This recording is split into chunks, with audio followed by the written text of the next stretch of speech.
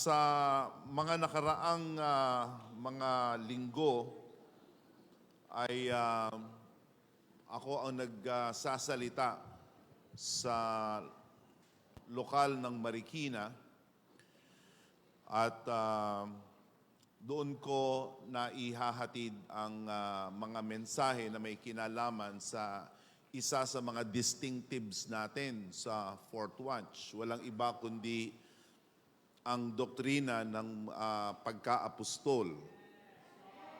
Kung hindi ako nagkakamali, ako ay nakakadalawa o nakakatatlong tayo na sa Marikina at ang aking itinuturo ay ang mga mahalagang aral at turo na patungkol sa pagka-apostol na isinasaad ng Biblia at ang pagpapatunay sa pagka-apostol din ng ating minamahal na kapatid na Arsenio T. Ferriol. Sa gabing ito ay nilayon ko na ituloy itong message series patungkol sa apostleship. At ang ating titingnan ngayon ay ang mga palatandaan ng apostol, the marks of apostleship. In our previous study, I'm just going to give you a quick recap. May mga Kristiyano, mga Protestante, na hindi sila naniniwala na ang kaloob ng pagka-apostol ay nagpapatuloy pa sa ating panahon. Yun ang kanilang paniwala. Hindi na sila naniniwala na may mga apostol pa ngayon.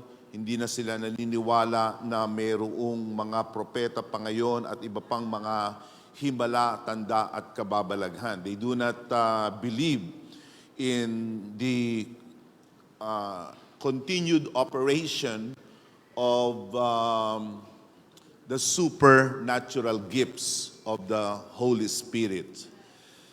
However, we in the PMCC Fourth Watch, we believe otherwise.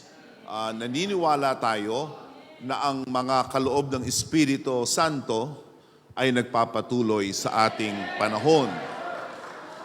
Kasama dyan ang pangunahing kaloob ng pagka-apostol, sapagkat yan ang tinatawag na first gift, ang unang kaloob ng Espiritu Santo, lalong-lalo na sa pangunguna.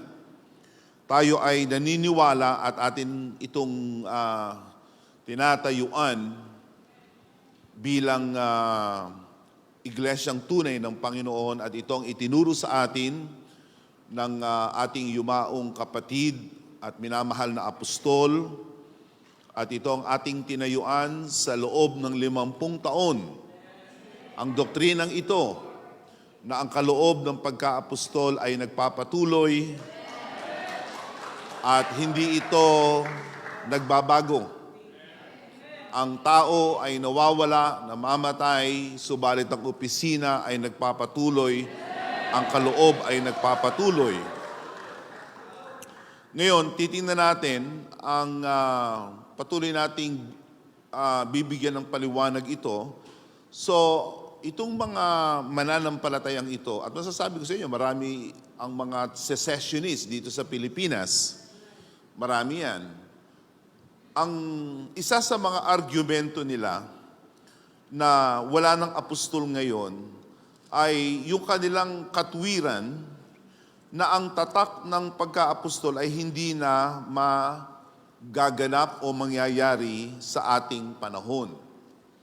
At ang tatak ng pagka-apostol, partikular, ay itong nasasaad sa Aklat ng Mga Gawa sa Kapitulo 1 sa talatang 21 hanggang 22. Let's read it in verse 21, chapter 1 of the book of Acts. Therefore, it is necessary to choose one of the men who have been with us the whole time the Lord Jesus was living among us, beginning from John's baptism to the time when Jesus was taken up from us. For one of these must become a witness with us of His resurrection. So, makikita natin dito na isa ito ang kanilang pangunahing katwiran ng mga secessionists. Ang mga secessionists, siya nga pala, galing sa salitang cease, tumigil na, huminto na, sila ang mga Kristiyano na nagsasabi na hindi na nagpapatuloy ang pagkaapostol. Ito'y huminto na, tumigil na. Kaya ang salita ay cessation, meaning cease. Yung mga naniniwala naman na nagpapatuloy, gaya natin, ang tawag ay continuationists. Mula sa English na salita na continue. So, tayo mga Fourth Watchers, tayo ay continuationists. Na tayo naniniwala na nagka-continue ang baga kumpletong kaloob ng Espiritu Santo. Sa kabila naman, hindi sila naniniwala. At doon sa mga hindi naniniwala na ang pagka-apostol ay nagpapatuloy sa ating panahon, ay binabati nila ang kanilang pangangatwiran dito sa aklat ng Gawa sa Kapitulo 1 sa talatang 21 at 22, na sabi nila, itong tinatawag na pamantayan na ito ay hindi na matutupad ng sino man. Ano yung pamantayan na yon?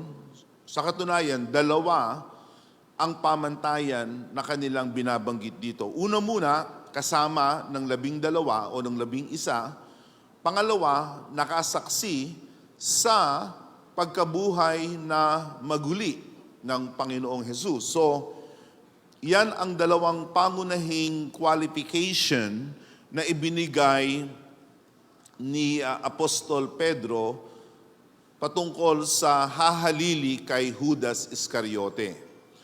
Ang katwiran ng mga secessionists, again, secessionists, para lang maliwanag sa atin, ang secessionists, from the word cease in English, ito yung nagsasabi na huminto na, tumigil na ang mga kaloob sa Espiritu, lalo na ang kaloob ng pagka-apostol.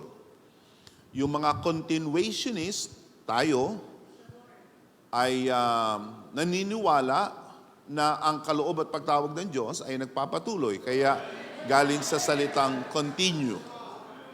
So, ito ang isa sa mga talata sa Biblia na kanilang tinatayuan. Sa katunayan, the argument of the secessionists to argue for their side is very few and very flimsy. Kaunti at mahina ang kanilang pangangatwiran. Sabi nila, wala nang maaaring maging apostol ngayon sapagkat yung pamantayan ng pagka-apostol na nakasaad dito sa aklat ng Gawa, Kapitulo 1, talatang 21 at 22, ay wala nang makakatupad. Ang ating sagot dyan ay ito.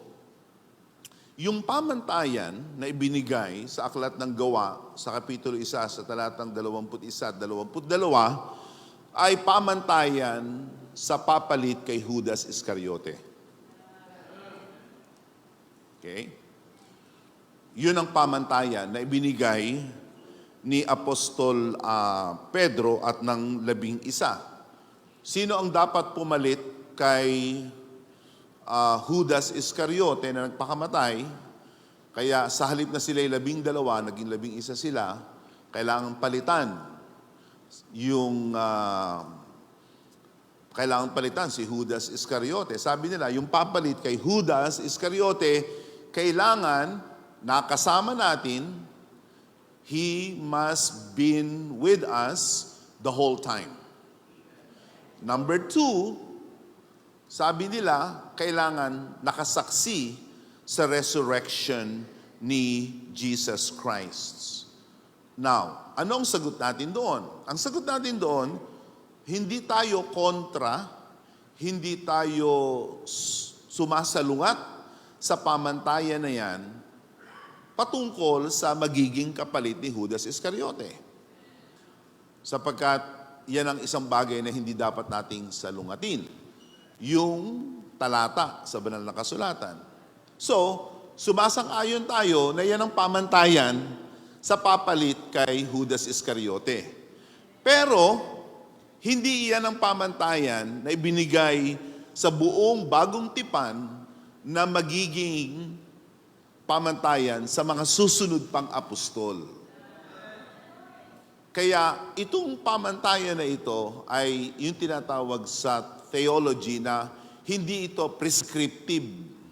Meaning, hindi ito ang inilapat para sa lahat na magiging apostol sa panahong darating. Itong mga talatang ito ay specific.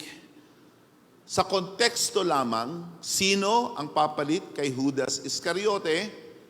Sabi ni Pablo, ang papalit kay Judas Iscariote, kailangan kasama natin at kailangan nakasaksi sa pagkabuhay na maguli ng ating Panginoon. So, hindi ito mga talata para sa lahat at sa iba pang mga apostol na tatawagin.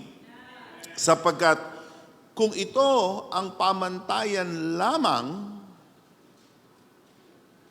hindi magiging tunay na apostol si Pablo. Sapagkat si Pablo, hindi kasama nung 11. Hindi kasama. Sa katunayan, kalaban si Pablo nung mga panahon na yon. Wala rin si Pablo sa pagkabuhay na maguli. Nakita niya ang Panginoong Jesus sa daan ng Damasco nung siya'y tinawag. But the Apostle Paul was not around during the time that the 11 apostles were with Jesus.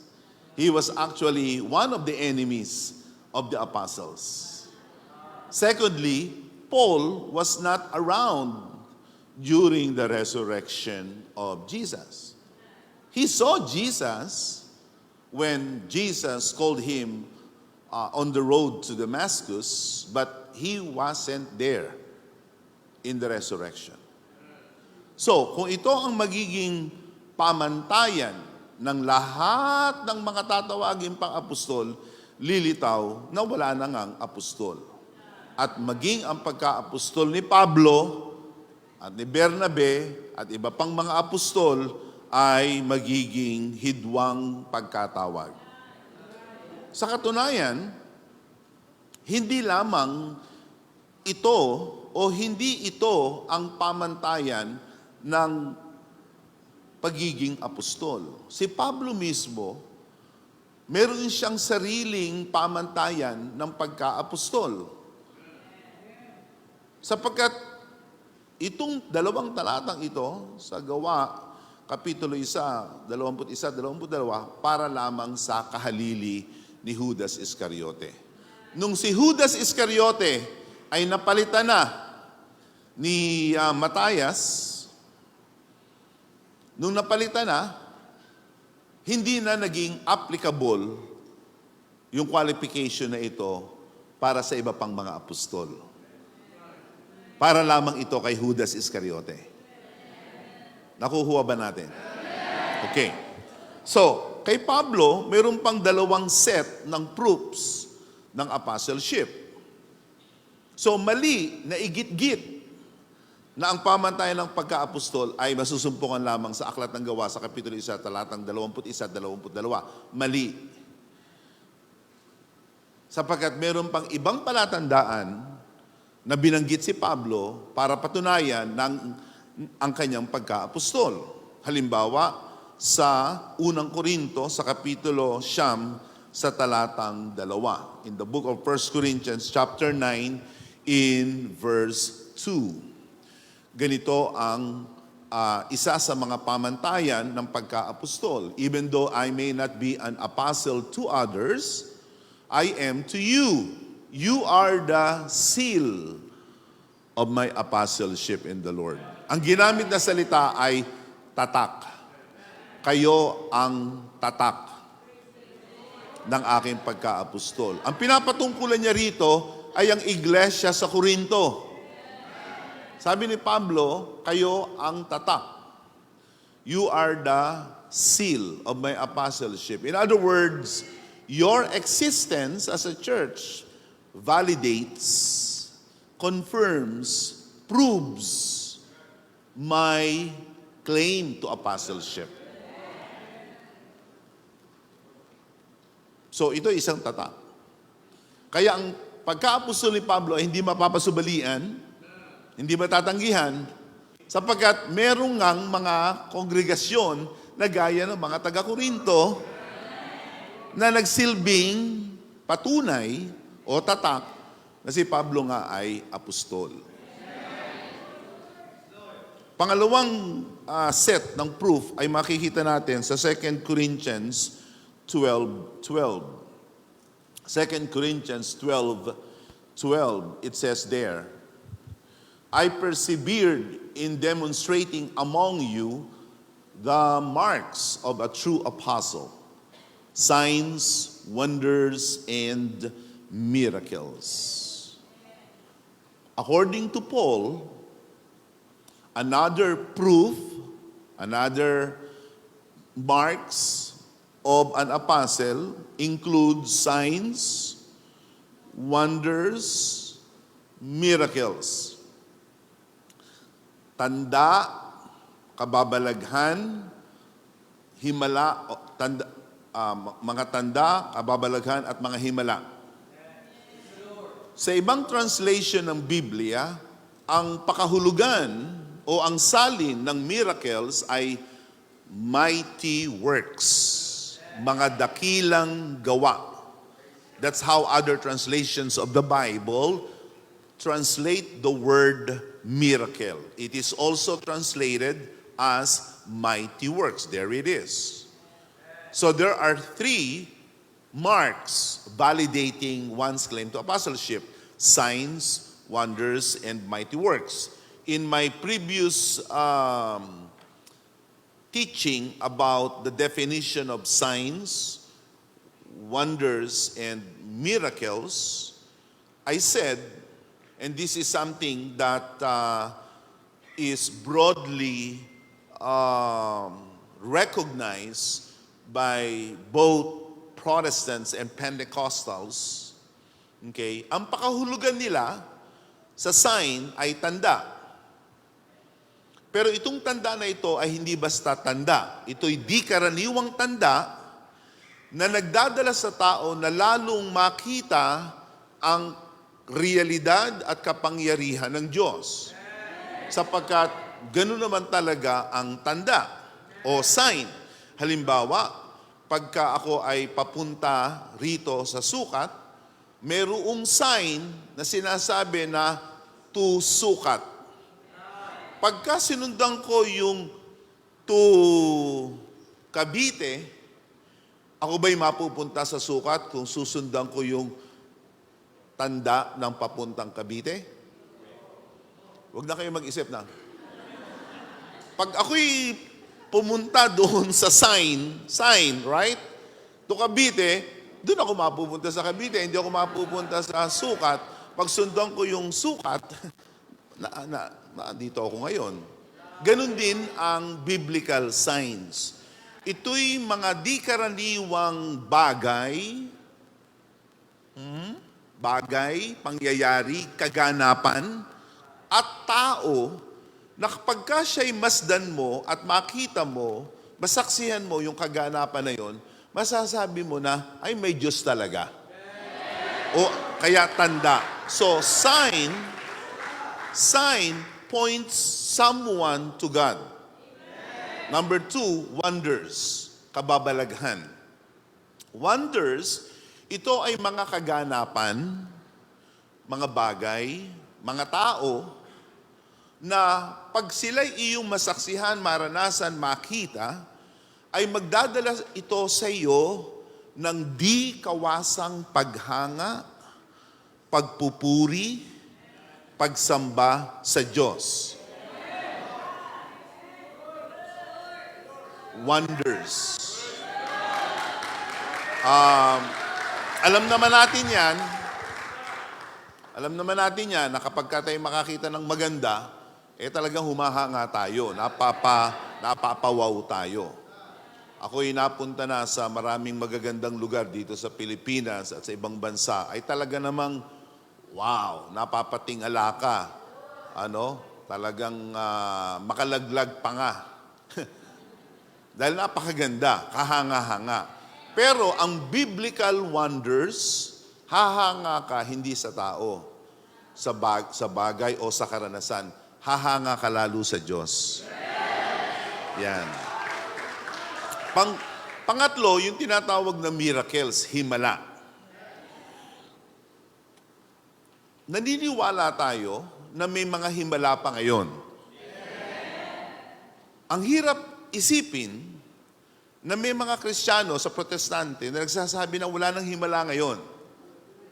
Sa katunayan, iyon ang nagpapahina sa kanilang posisyon at sa kanilang katwiran. Sapagkat mahirap mong talikdan, mahirap mong salungatin na sa ating mundo ng kalikasan, merong supernatural na mga bagay na nangyayari na mapapakamot ka ng ulo at masasabi mo lang, himala talaga. We cannot explain everything within the matrix of science, logic, reason, and other things. Let's accept the fact that there are things, there are phenomenon or phenomena, and people that are miraculous. Himala. Ang himala, hindi lahat ng himala ay pare-pareho. May himala na talaga namang kulang ang salita. Gaya ng bansang Israel. Nasusundan nyo ba? Gaya ng bansang Israel na tumawid sa dagat na mapula at hindi nabasa ang kanilang paa at hindi sila nabasa ng tubig. Himala iyon. It's not every day na makakakita ka ng ganung himala.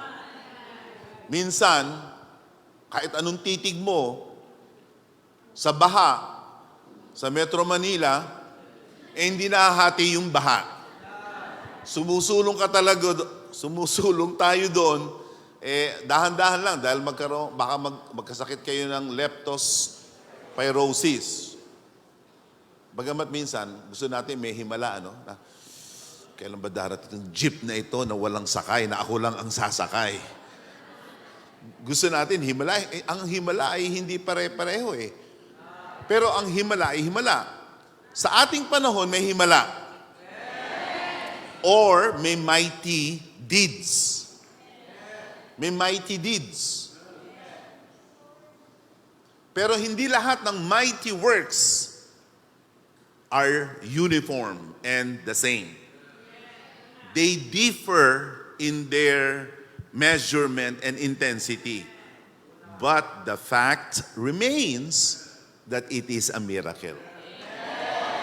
So, this is another set of marks of an apostle. So, before we move on, I'm just gonna say na yung proofs na binigay sa Acts 1:21-22 ay hindi iyon ang proofs or marks para sa ibang mga apostol na tatawagin pa, kundi iyon ay para lamang kay Judas Iscariote.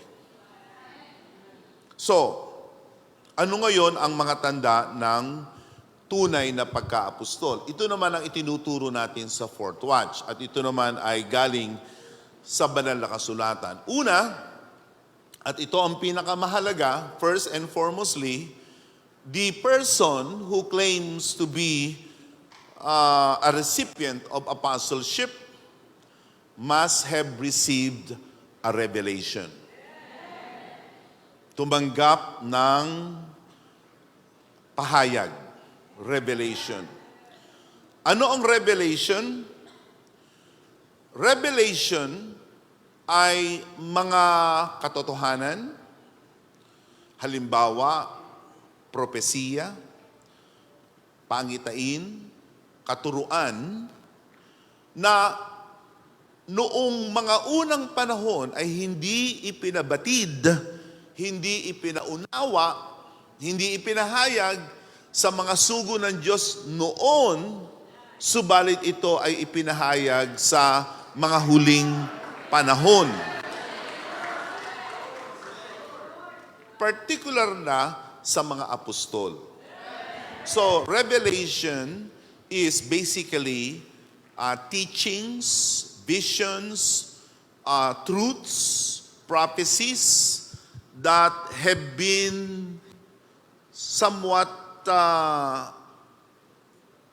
unrevealed, hidden, kept secret from the sent ones of God during that time, but eventually revealed later on to the sent ones of God.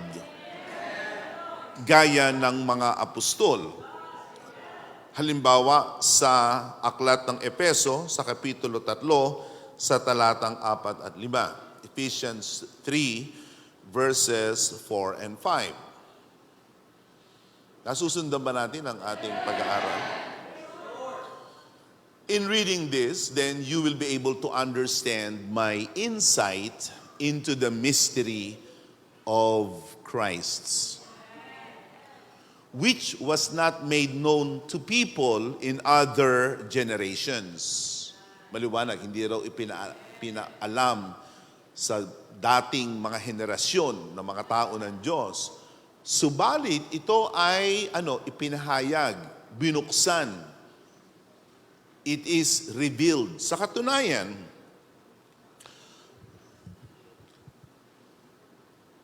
the Greek word for revelation is the word apokalupsis. Apokalupsis. Diyan galing yung lumang salita sa huling aklat ng Biblia na apokalipsis. Hindi na ginagamit ito, kung di ako nagkakamali. Yung pa ba ang nakalagay sa huling libro ng Biblia, apokalipsis o pahayag? Pahayag. Pero noong ako'y bata pa, ang ginagamit na salita sa mga salin na Tagalog ng Biblia ay apokalipsis. Ganyan pa ba ang inyong Bible, nakalagay apokalipsis? Oo. Ang kapatid ko na si Samuel, Bishop Samuel, ay hirap na hirap, big kasi niyang apokalipsis. Kasi parang tongue twister, kaya lagi niya sinasabi, apokaliplip. Yan ay galing sa Gregong salita na apokalupsis, nang ibig sabihin ay alisin ang takip. Alisin ang takip. Kaya, in Revelation, the lid, the seal, the cover, are you following? Is lifted up to reveal what is inside. Sa Tagalog, medyo mababaw, pahayag, ipinahayag na. So, kanino ipinahayag? Sa apostol at sa mga propeta. Ngayon, ang pagka-apostol ni Pedro, ni Pablo, at ng iba pang mga apostol, tatandaan ninyo, ang kauna-unahang bilang ng mga apostol ay 12.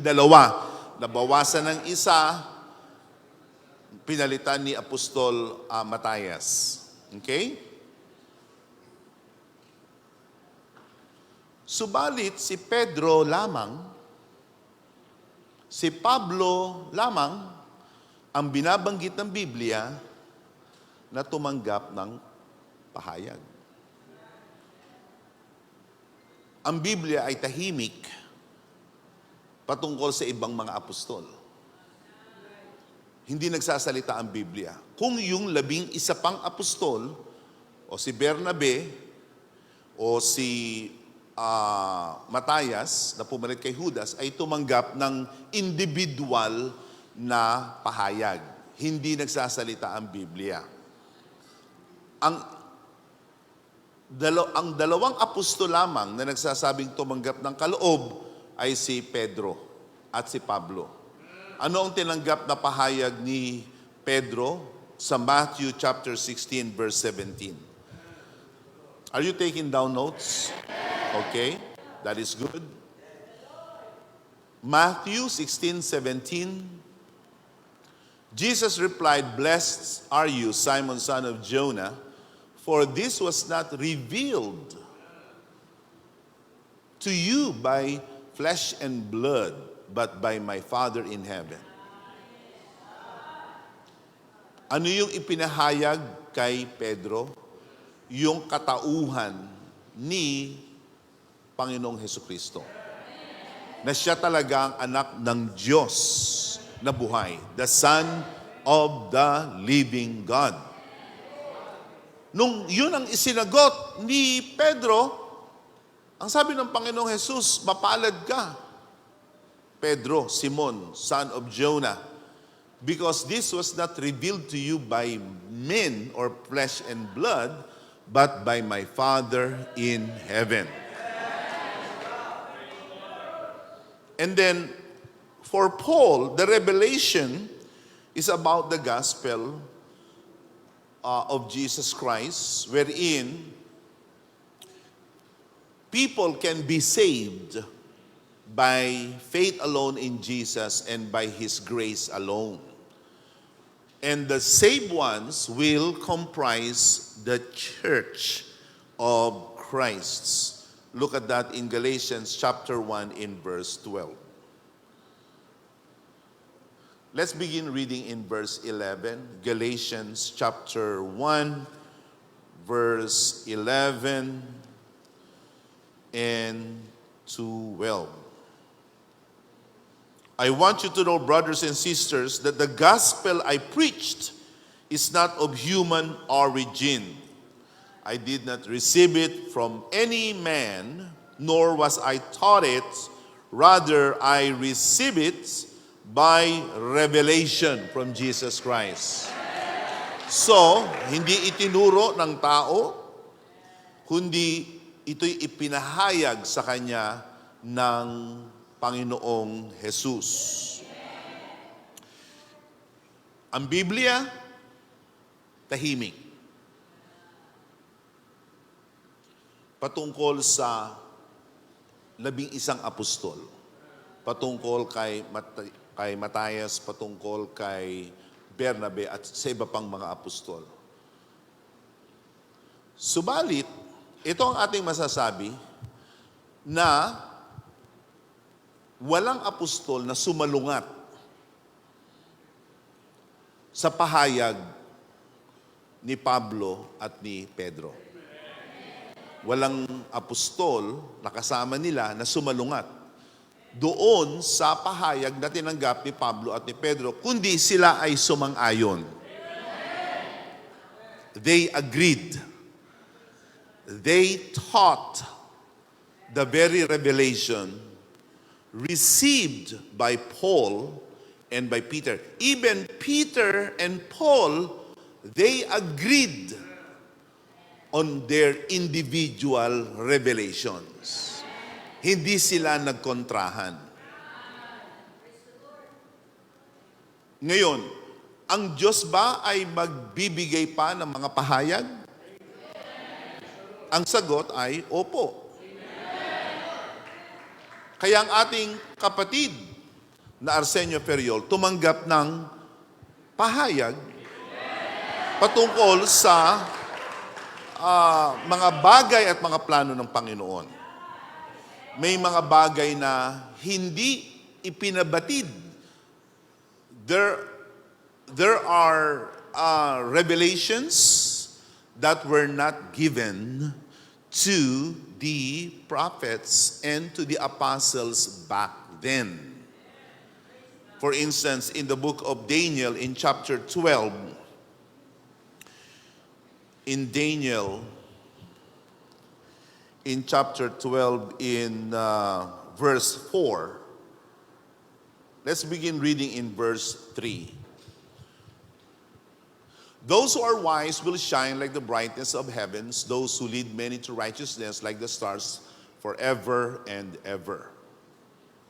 Let's continue reading to verse 4. But you, Daniel, roll up and seal the words of the scroll until the time of the end.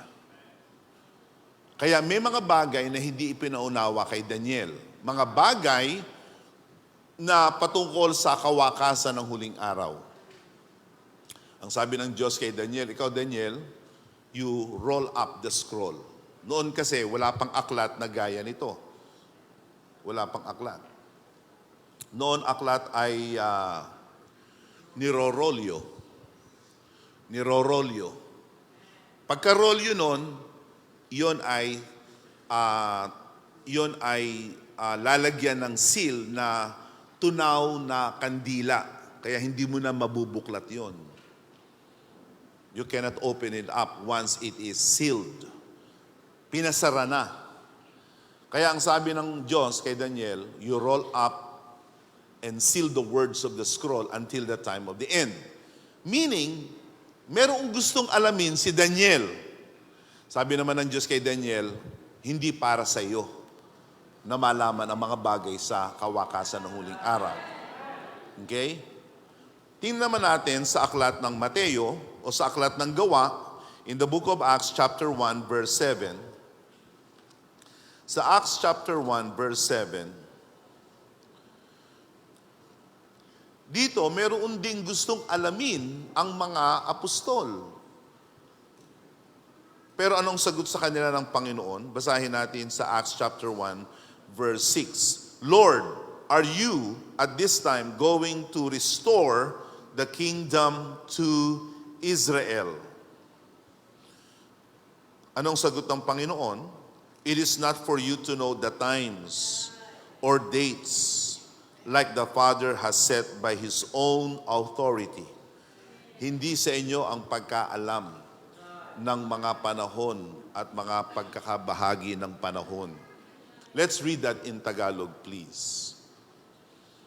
The book of Acts 1:7, Aklat ng Gawa sa Kapitulo 1 sa talatang 7.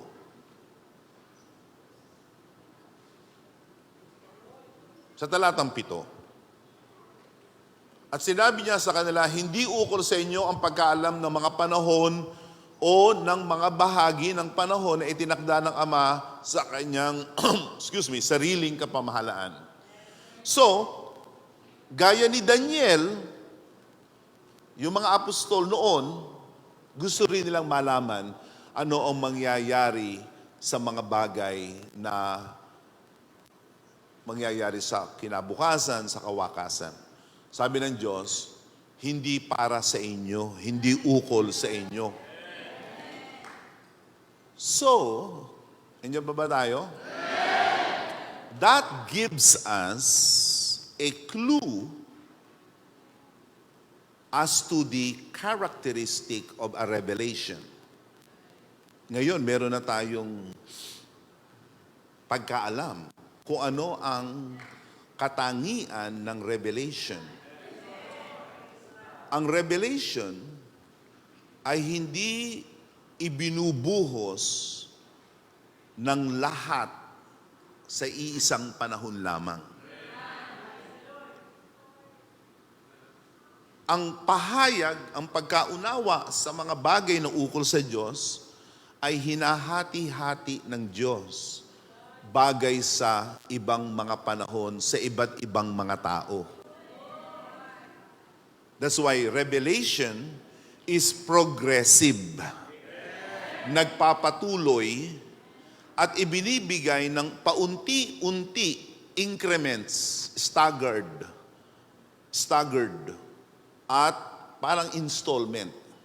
Kaunting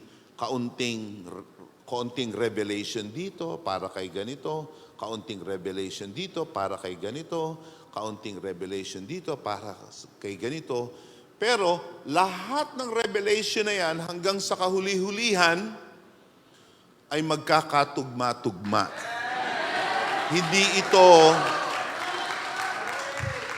Hindi ito magsasalungatan. They will not contradict to each other, but they will actually affirm and agree with one another. In the context of our late brother, our most beloved Apostle Arsenio T. Ferriol, our good man of the house has received the understanding of the times and the seasons. Yung panahon at pagkakabahabahagi ng panahon. Okay? Alam natin yan, I'm just, making it fast forward na ang mahabang gabi ng huling panahon, okay, ay nahati sa 4. Ang mga huling araw, the last days, is actually likened to a night. And this night is divided into 4. Okay? And Jesus Christ used the Roman reckoning of time. Because the Jewish only had 3. The Romans had 4. Jesus used the 4 shifts of the guards. First watch from 6 p.m. to 9 p.m. Second watch, 9 to 12 midnight. Third watch, 12 midnight to 3 a.m. Fourth watch, from 3 a.m. to 6 a.m. Pagbubukang liwayway. In the book of Mark 13:35, this was observable in nature during their time. First is evening, midnight, rooster crowing, and dawn. And so, this was not understood before, unlike for us today. That the return of Jesus Christ will happen in the 4th watch time. Ang sabi ng Panginoong Jesus, magpuyat, magbantay. Dahil hindi nyo alam kung kailan babalik ang Panginoon. At totoo naman, hindi natin alam ang oras, ang buwan, ang linggo, ang araw, at taon. Walang nakakaalam niyan. Pero ang malalaman ay ang panahon. When you look at the word time, there are 2 Greek words for time. First one is chronos. Chronos. Chronos means yung tamang pagkakasunod-sunod ng oras. Diyan nanggaling yung English word na chronology. Chronograph. Tingnan niyo ang inyong mga relos. Ibig sabihin, buksan ninyo ang inyong cellphone. Dahil iba sa inyo, hindi na nagre-relo, cellphone na lang. Pagkatapos ng 1:00, ano sunod? Pagkatapos ng 2:00, ano sunod? Yung iba sa inyo, huwag na kayong mag-isip. Kailangan pa bang i-memorize yan? 1:00, 2:00, 3:00, 4:00. Chronograph, pagkakasunod-sunod. Meron namang tinatawag na kairos. Yung kairos, hindi specific yun. 1:00, 2:00, 3:00. Hindi. Yun ay general. Kaya may tinatawag sa Ingles na more or less. Sabi nila, tapos na ang La Nina. Tapos na ang La Nina. Pero sa ibang lugar, malala Nina pa rin.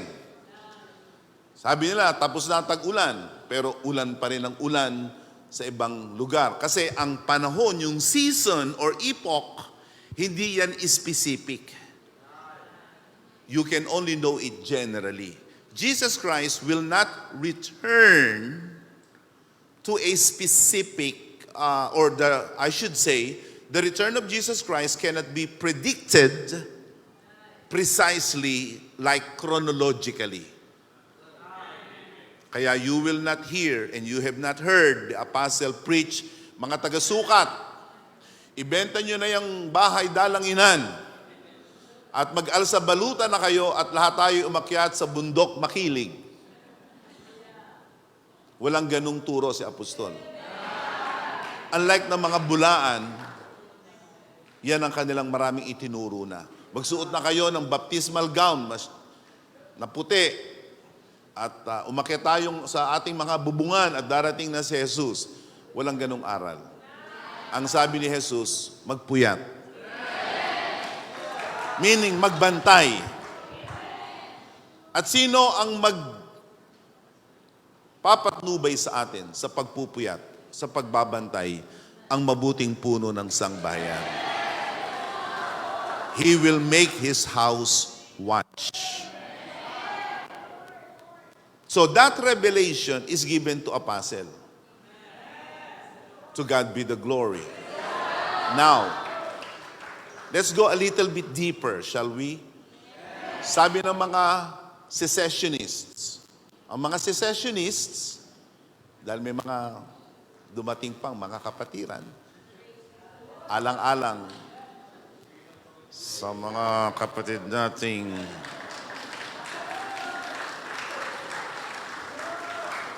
ewan ko, ba't pumapalakpak yung mga yan? Anyway, I'm just kidding, okay? Ang mga secessionists, mga hindi naniniwala sa pagpapatuloy ng mga kaloob.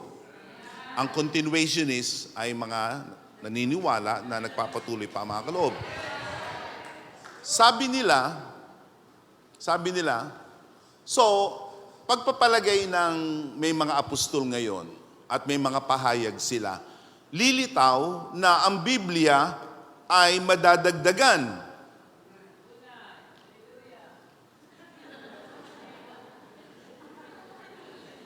Kunyari, hindi ko narinig yun. Yun ang kanilang katwiran. Sabi nila, hindi na pwedeng may apostol ngayon. Kasi kung may apostol, sabi mo, tatanggap ng pahayag, sa mga tuwid, ang Biblia madadagdagan. Yun ang kanilang sabi ng mga secessionists. Okay? Ngayon, ang turo natin ay ito. The canon of the scriptures, meaning standard, is only comprised of, this is closed canon, meaning there is nothing anymore that will be added in the Bible. There are 66 small books within the Bible, 39 in the Old Testament, 27 in the New Testament. We call the entire Bible as the canon of the scriptures. The canon of the scriptures, meaning this is the standard of faith and morals. Mapapansin ninyo na ang ibang mga hidwang pananampalataya ay may iba pang Biblia. Ayaw nilang tanggapin itong Biblia na binubuo lamang ng 66 books. Halimbawa, Roman Catholics believe that there are extra canonical books. Ang tawag nila dyan ay deuterocanonicals. Sige nga, sabihin nyo nga.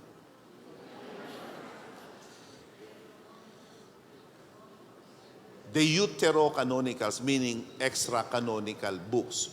Sabi nila na merong mga aklat sa Biblia na dapat ay kasama sa 66 pero hindi nakasama. Hindi pinaniwalaan ni Jesus na labas sa Biblia na 66 ay meron pang ibang mga libro. Ang pananampalatayang Jehovah Witnesses, they have their own translation of the Bible. They do not believe in this translation of the Bible by the Protestants. The Church of Latter-day Saints, called Mormons, they have their own Bible, the Book of Mormons. Yung iba naman, ayaw pabasahin ang miyembro ng Biblia. Ang pinapahawak lamang ay himno. Yung ibang pananampalataya naman ay walang dalang Biblia sa simbahan, kundi pamaypay. Yung iba naman, walang dalang Biblia, ang dala, cellphone.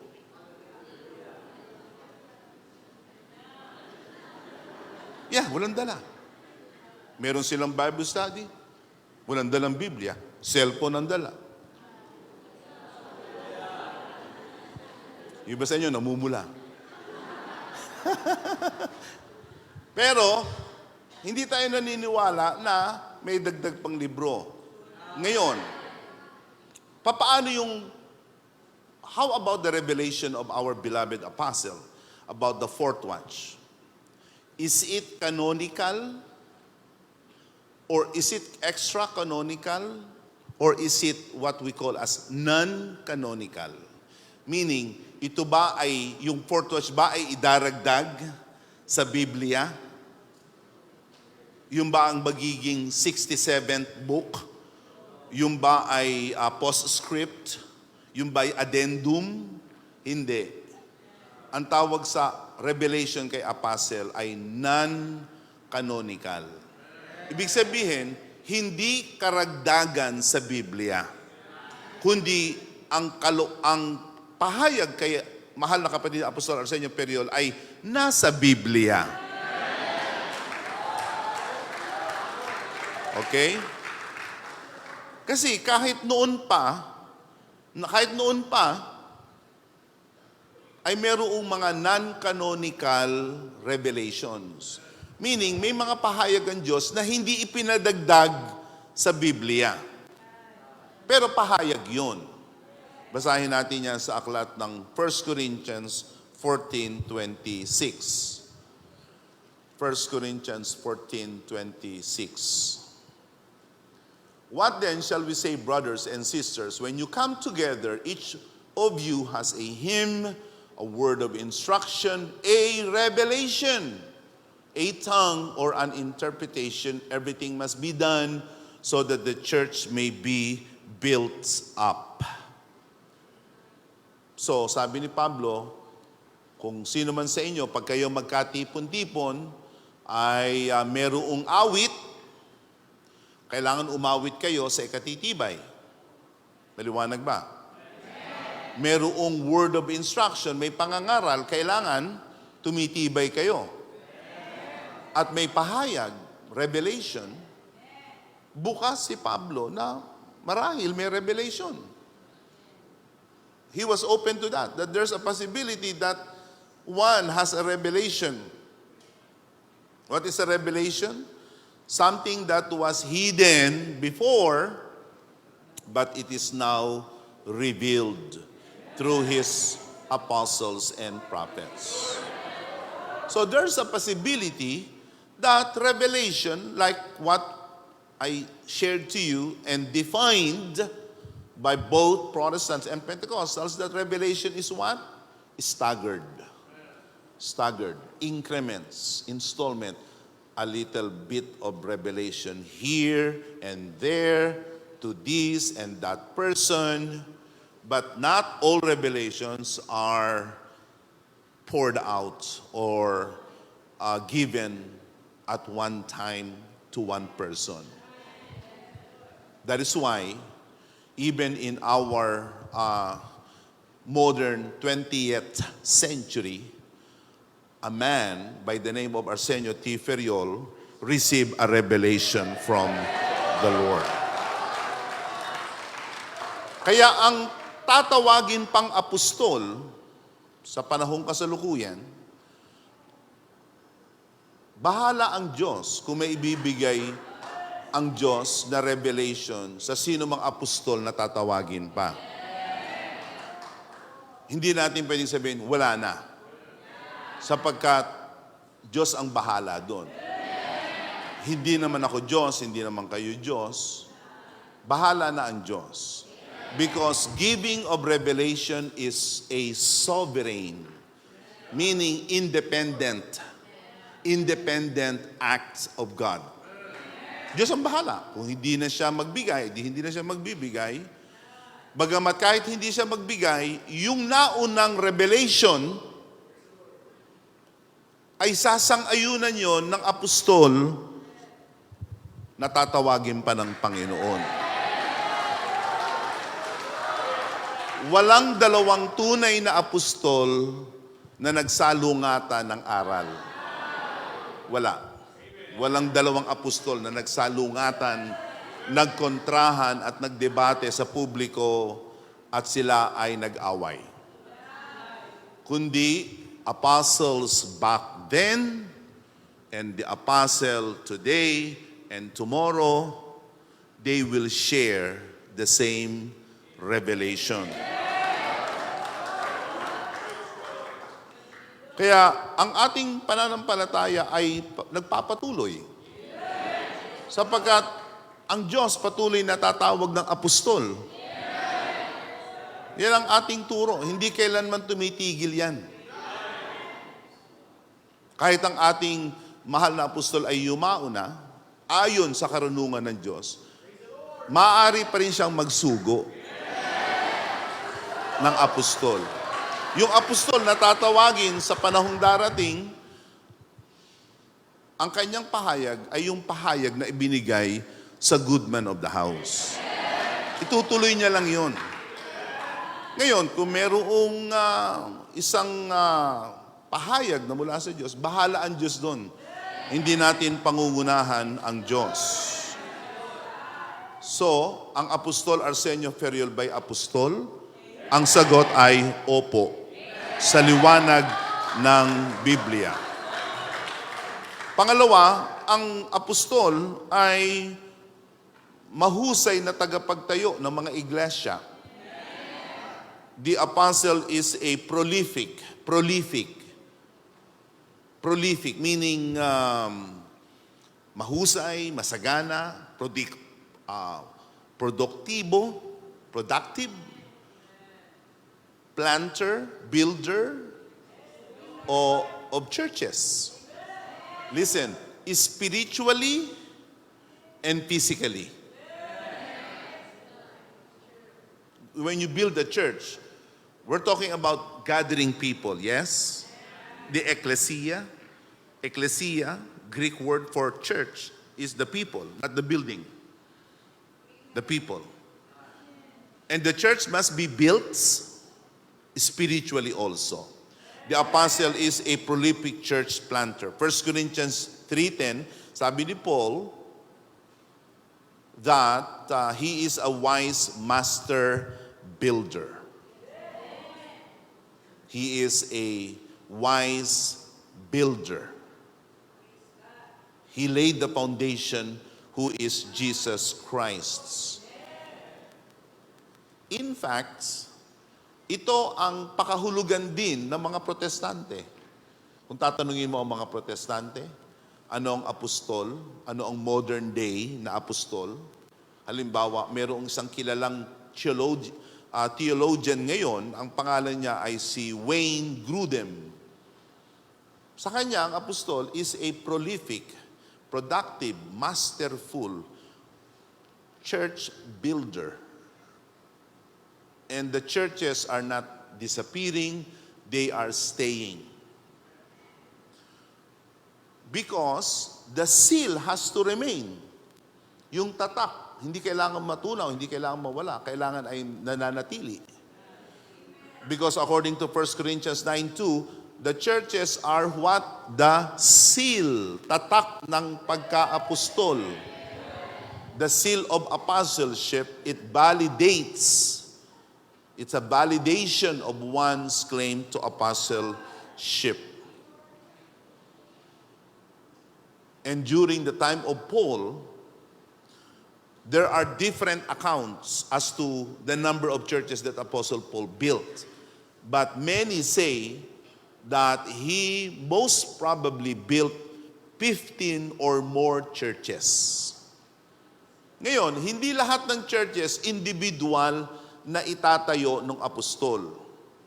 Kundi, yung iba pang manggagawa na magtatayo, they will build that under the umbrella authority of the apostle. Dahil, halimbawa, hindi naman makakatayo si Presbyter Ruben Ventura ng church dito kung hindi naman siya inatasan ng apostol na magtayo dito. Ganun din sa iba't iba pang mga syudad at lalawigan ng Pilipinas at sa ibang bansa.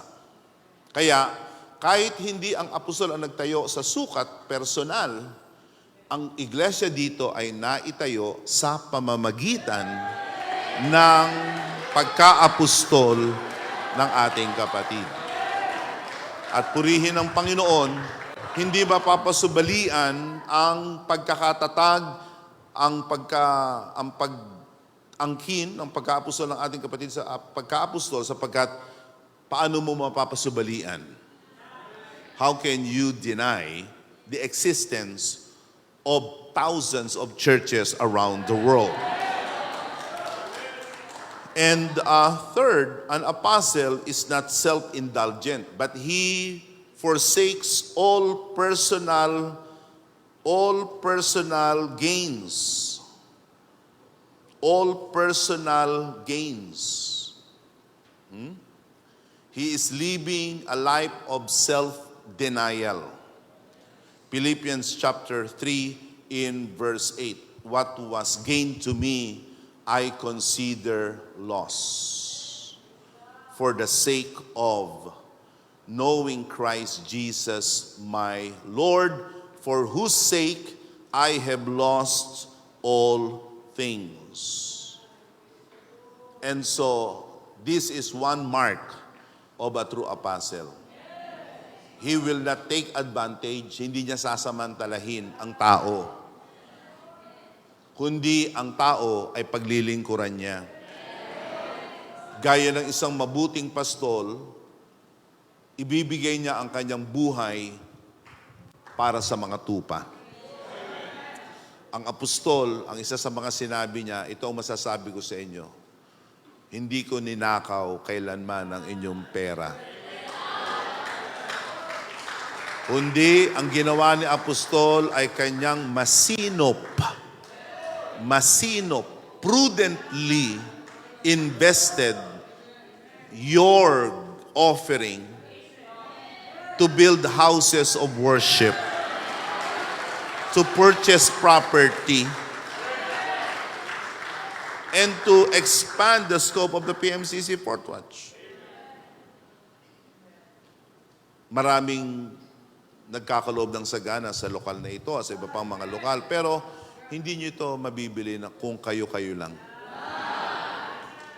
Paano natin nabili ang lupa na itayo ang bahay dalanginan at iba pang mga na pupundar natin, yung mga kaloob ng mga kapatid sa buong mundo, pinagtitipon-tipon. Totoo yan dito sa suka, totoo yan sa ibang lalawigan, totoo yan sa ibayong dagat. Hindi niya sinamantala. Hindi siya nagpayaman. Ang pinayaman niya, yung iglesia.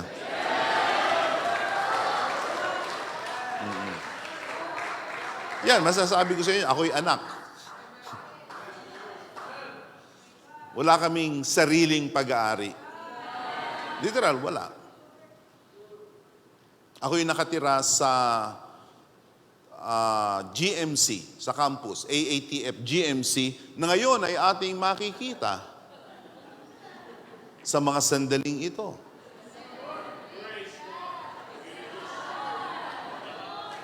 Sa LED screen, makikita nyo ngayon.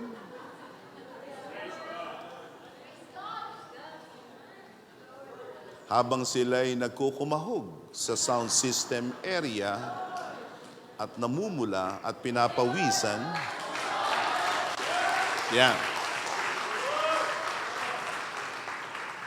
Okay?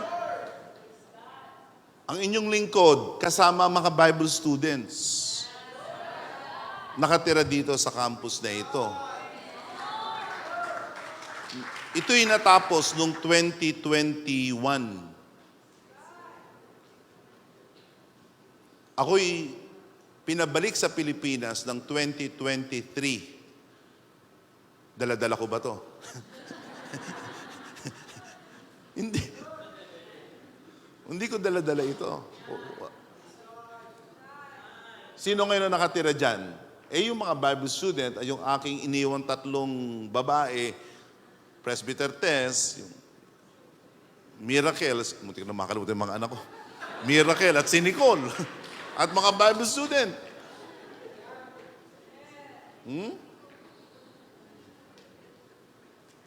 Kaya, nag-iwan ng lahat.